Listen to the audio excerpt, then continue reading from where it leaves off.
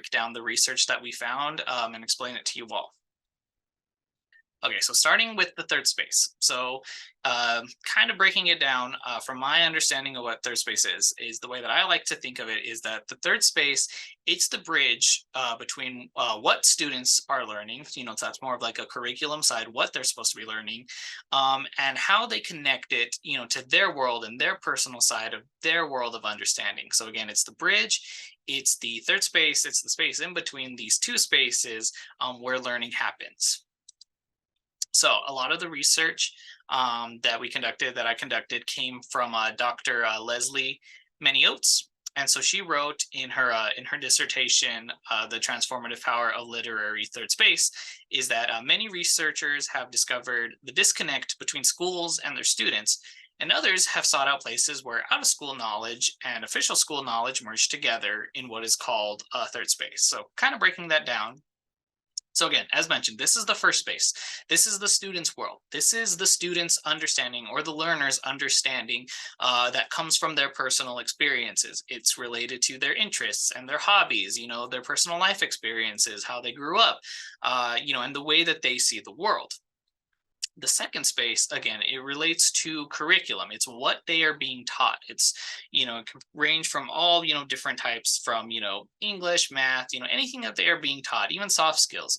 But again, this is the information that is being presented to the student, that they are, ideally in a class or in a community to learn.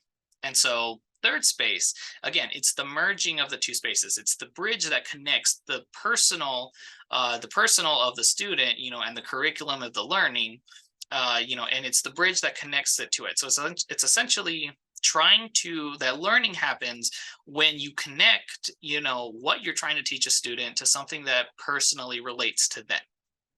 So as an example, this is an activity that I have in my makerspace in my engineering class, or it's not necessarily a class because for the most part, when I get students, they're visiting on a field trip to NMSU, and so I only get them for about 30 to 45 minutes. So I have to have an activity for them that kind of relates to engineering, that kind of gets them interested.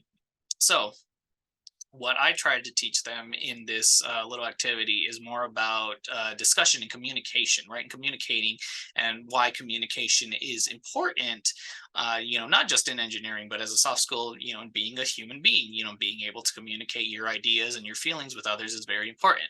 So on the second space, I kind of have it, sorry, it's a little cut off right here, but the idea is just that this is just, communication. I'm trying to teach the students communication. So because a lot of the students I get, they range from, kindergarten students, all the way pretty much to, 12th graders. Every so often, it's usually middle school to elementary school students. So, finding something that can relate to most students, I found the connection is with toys. I personally, I'm a big fan of, toys, Lego. Um, it's out of frame right now, but you can't say I have a 1989 Batman Batmobile up on my shelf, and in my makerspace, I have tons of Lego around. But that's something that I found, that students they really relate to. They really enjoy playing with toys, and Lego is one of the biggest toys available. So that's sort of so that's the first space that I have with it that connects with the student, right? They have personal experiences with Lego. They've built with Lego. They played with Lego. Every time I mention Lego, especially the young ones, they always love to tell me, the types of Lego sets that they've gotten and what they like to build, or like what their, brothers or sisters have built. Sometimes I have to make sure to keep it on track because otherwise everyone just wants to tell me every single Lego set that they built together. But again, just to establish, that's the first space. That's the connection that, connects to a student on a personal level. They enjoy the toys. And so the third space that I have is where, the learning goes. So it's an activity that helps bridge, this world of Lego that they understand with the communication that I'm trying to teach them. So this activity that I give to them is I have, they're paired off into two. So they're partners. So essentially the first one, what they do, so they're given the same exact Lego blocks. And so the first one, they have to put together a design, with like 10 different blocks. And then what they have to do is they have to communicate. They have to tell their partner how to recreate that design. But the big challenge is that they can't see each other's boards. So I've kind of edited this for younger students where one can see the other, but the other one can't see theirs. But again, the idea is that they have to learn how to communicate these ideas. So they kind of start figuring out how to work with like, okay, first off, let's go with colors, right? Colors is very easy. It's a red block, right? Okay, well, they're all red blocks. What's the difference between a long one and a short one, right? And so they'll start using communication. They'll start developing their own vocabulary to help them explain the ideas that they're trying to understand. So again, the partner, their job is very also important, is in listening and trying to understand and comprehend and ask questions to them to confirm that they're getting the right thing. And so this is a very popular activity that I have in my makerspace that connects with a lot of students. I've done this with high school students and middle school students because again, Lego is universal and communication is universal. But in order to kind of help teach these skills and help them practice these skills, I've developed this fun little activity that's easy to put together, where again, it's connecting their first space in Lego building and Lego playing and communication. But again, putting those two together, this is where the third space is learning. That now they're starting to learn communication skills. They're starting to learn vocabulary. That's important when it comes to communication, when it comes to designing and building. And so that's kind of how I relate it, to engineering. But in general, it's a soft skill that most students, should be learning, at their age, anyhow. And so connecting that, so online third spaces, which we'll get more into the next theory, connectivism actually connects to third space theory, is online communities, right? Again, you have personal interests. So for me, I was very interested in 3D printing. And so when the pandemic hit and I was stuck at home, I decided I'm going to buy a 3D printer and I'm going to, learn how to use it. And so a lot of help that, I got, came from online communities, in Facebook groups, in the 3D printing subreddit, on YouTube videos, right? And so again, my personal interest was again there, engineering experience, kind of interest in 3D printing, right? Whereas the education side of it, the second space was all that information, right? And so it came together in the third space in these online communities. And so I've also kind of added here, so this one's new, it's the virtual reality, right? So where we can actually take students virtually to any location. So again, kind of going into third space, also it doesn't necessarily have to be a state of mind. It can also be a physical location. A third space is something that again connects the personal with what they're learning, and it connects them together. It bridges that gap so that learning can better happen. So again, virtual reality is something new that's happening, where we can take these students, if they have an interest in, like, let's say the ocean, there's so many different, virtual reality games and apps that can actually take them, underwater, take them to these different environments and kind of help connect with them and help them learn more about it by, taking them, to a virtual reality third space. And so, as mentioned, these communities, they actually connect more so to moving into connectivism. So connectivism, the way that we kind of interpreted it, is that learning is done through connections made by collaborating and networking. It is a learning theory for the digital age where we're all connected online. And so a lot of this research was conducted by Dr. George Simons.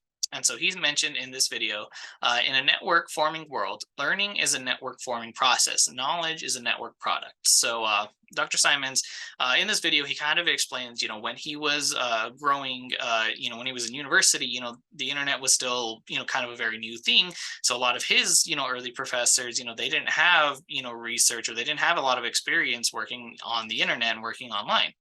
And so he kind of explains that, that before the digital age, if you wanted to learn something, there was kind of really only two ways to go about it. You would either have to, find an individual, a professor, a teacher, an expert in a field, that could then teach you, what they knew, what their knowledge was. Or you would have to go to a library and find research and find writings on the subject matter, and hope that they still kind of related to you in the modern day, because again, thing, and then because of this way of knowledge, learning has progressed, or at least before this it progressed at a relatively slower rate, right?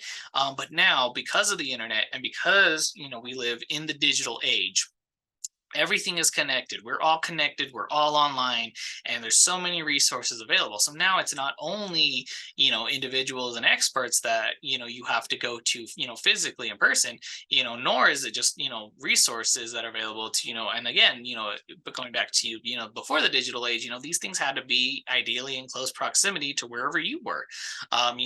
Transportation, it does exist, but unless you have a lot of money, you can't necessarily go and find these people, or you would have to, use sources that, took a little bit longer, like mail, or, you could use phone calls and stuff like that. But again, there's a lot that could be miscommunicated. There's a lot that couldn't be properly explained through those channels. Whereas nowadays, we have resources online like Wikipedia, like YouTube, Google, that can find these information, can find this information for you real fast. And again, because it's all connected, it's not just a learner going to, an expert, or, it's a learner that can go and find an expert that's on YouTube, and maybe they learned their information, from other, connections on YouTube, from other communities. Maybe there's a community on Facebook that is connected to a YouTuber that helps relate to specific questions and problems in a specific field, right? More information that can be gathered from Wikipedia again, and that information that can be, used to create YouTube videos or create, TikTok videos. Again, there is a little bit of a danger to it in the fact that, with all this information that's present, not everything can necessarily be fact checked every single time. But again, because we're all connected, it's much easier now to be able to go and find new resources. Again, back in the digital age, if you read something in a book, from an expert, you would have to assume at face value that, this is, real, unless you found other research that kind of contradicted it. Whereas now it's much easier online. So even if you find a piece of information, somebody else could have already, debunked that information in a different way, or found a new way to do it, based off of that initial research. So again, this is kind of what connectivism is related to. This is, we're all connected, and because of all these different sources of information that we're all connected to, we help each other. We help, experts help us, they help other people across the world. So now, because of all this connection, education is growing at an exponential rate. We are seeing this, in young students and young learners, right? Where they can easily go and find resources online and teach themselves different things. So we don't have to solely focus, on teaching those basics to them at such a young age. Now they're starting to learn it already so early on that we can move on and we can progress their education a lot faster. And so this is, again, this is the theory of connectivism, that, we're all connected, especially in the digital age, that we can connect, to everything. Alrighty, so just a little bit. So to explain the activity that we created for you all, so we would like you to create an infographic that kind of helps showcase your side of understanding these. So you don't have to do both. You can do one or the other. So the first one is, you can do an infographic that kind of explains an experience that you've had with third space. So this can be something that maybe you used with teaching your students, or it could be something that you use on a personal level, from your experience, that helped you learn something. So again, put something in for the first space. The first space should be connected to, your personal experience, your personal interest. Why did you get interested in something like that? What was your background, and kind of like that. And so the second space is, again, what were you interested in learning? What was being taught to you? And then again, the third space is, what was a personal experience that perhaps you had that connected the two of them together in the third space, that helped you understand, helped you learn whatever it is that you needed to learn in a much easier way, because the connection was made. So you can either make an infographic on this, or you can kind of make an infographic related to, connectivism, and kind of a similar thing. How do you use connectivism to either teach your students, an example of that, or how did you use connectivism to perhaps teach yourself something, something that you didn't have a formal instructor for, but some way that you were able to use a variety of different resources, and maybe how those resources connected to other resources that kind of eventually helped build up your knowledge. So that's kind of the activity that we made for you.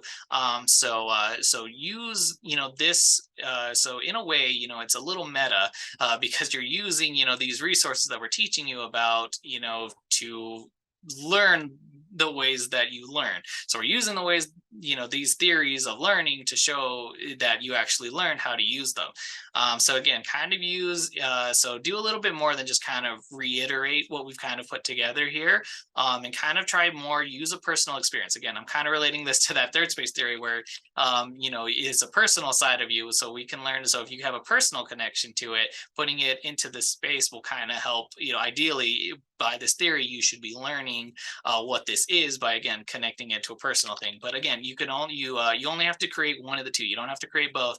But an infographic, either using the connectivism and how you kind of either taught yourself something, or a way you use connectivism to teach your students it, or the third space theory theorem.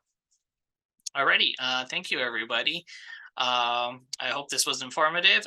If you have any comments or anything like that, or any questions, please feel free to reach out to us, and we'll see if we could help clear up any confusion or answer any questions you may have had. Alrighty, thank you.